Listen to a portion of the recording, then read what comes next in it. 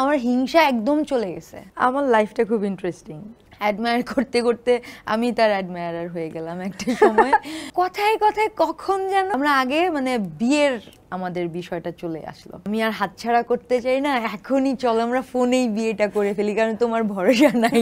আমার বিয়ের কাবিনটা খুব ইন্টারেস্টিং ছিল, দেনমোহর যেটা, সেটা 501 টাকা। এটা তাহলে আর আপনি হিংসুটটা নেই না, ওটা ছোটবেলায় ছিল। আসলে আমার হিংসা একদম চলে গেছে। আমার কিছুতে হিংসা হয় না এখন, কিছুতে হিংসা হয় না। ওকে, এটার প্রমাণ নিচ্ছি একটু পরে। কিন্তু তার আগে একটা জিনিস জানতে চাই, জীবনের প্রথম গান কোনটা গেয়েছিলেন সেটা মনে আছে?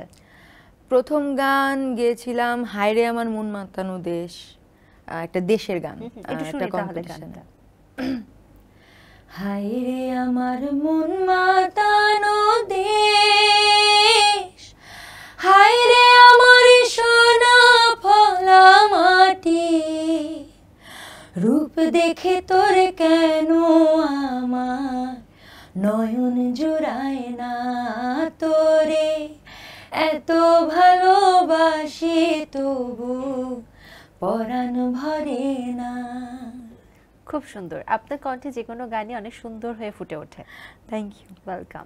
একটু আপনার বিয়ের প্রসঙ্গে জানতে চাই। আপনার বিয়েটা খুব ইন্টারেস্টিং, জন্মদিনের দিন বিয়ে, তাও আবার অনলাইন বিয়ে। এটা আপনার কাছ থেকেই না সেই মানে অদ্ভুত ঘটনাগুলো শুনতে চাই। আমার লাইফটা খুব ইন্টারেস্টিং। আমি হুট করেই আমার হাজবেন্ড, ও আমার অনেক বছর, আমাদের 7 বছর পরিচয়, আমাদের কোনো প্রেম ট্রেম কিছুই ছিল না, আমাদের একটা প্রোগ্রামেই পরিচয় হয়েছিল। তো সেই থেকে সে আমাকে খুব ইন্সপায়ার করতো, খুব বলতো যে wow you are so talented, তো I am so proud of you, যে আমি তোমার গান সামনাসামনি শুনতে পারছি, ব্লা ব্লা ব্লা।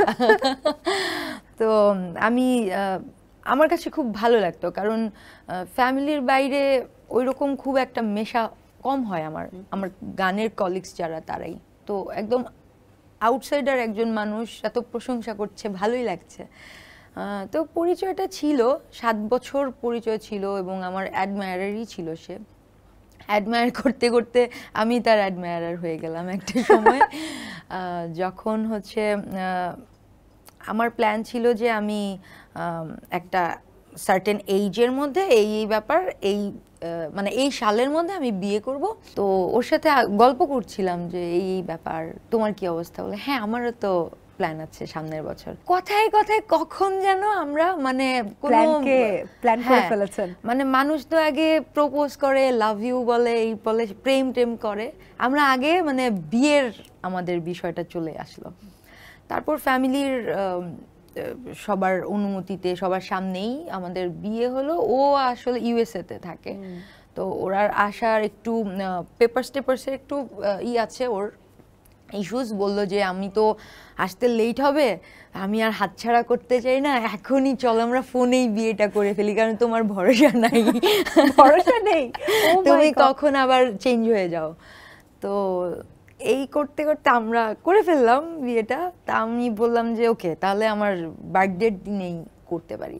এবং আমার বিয়ের কাবিনটা খুব ইন্টারেস্টিং ছিল, দেনমোহর যেটা, সেটা 501 টাকা। এটা নিয়ে সবাই খুবই বলে যে এই 501 টাকা বিয়ে হয়েছে।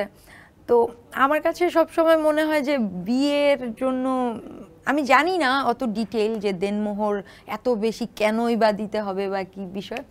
আমার মনে হতো যে আমরা গল্পর একটা পর্যায়ে বলছিলাম যে এই যুগে বিয়ে দেয়, তারপরে হচ্ছে এত এত কাবিন দেয়, তারপরে দেনমোহর দেয়, তারপর হচ্ছে যে ডিভোর্সের পরে এইটা একটা এই বিষয়। তা আমি বলি এত দেনমোহর দেওয়ার কারণ কি, কম দিলে কি হয়?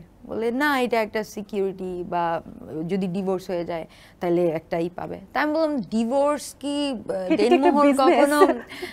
দেনমোহর কি কখনো বিয়েকে আটকায় রাখতে পারবে?